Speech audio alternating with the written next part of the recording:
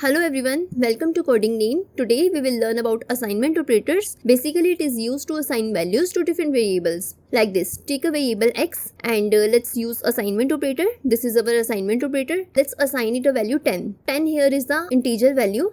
You may also assign any string value like this. For string value you may use quotes, that may be double quotes or single quotes like this. Let's assign it hello.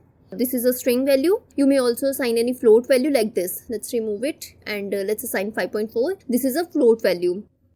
So let's move further. Now let's suppose you want to add 5 to this variable. Then you would do it like this. Before this echo statement, just type variable x and then assignment operator and then variable x plus, because you want to add 5 to the variable x, so plus then 5. This is the value to be added. You can see here we are adding 5 to the variable x. Then we are storing the result to the variable x. Let's move to the output. You can see 15 here. Now I'll show you the shortcut to do the same. Delete this statement first.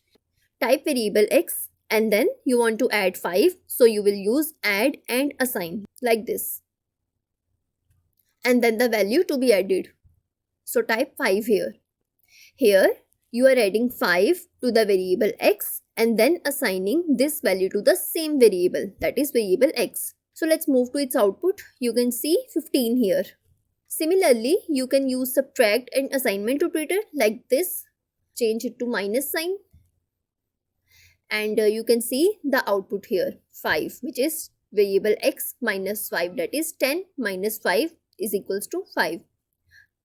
Similarly, you can use multiplication and assignment operator like this, or you may also use division.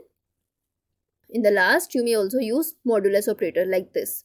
Let's check the output. You may see that the remainder is 0. The modulus operator returns the remainder. So I hope you have understood the concept of assignment operators. In the next video, you will learn about comparison operators.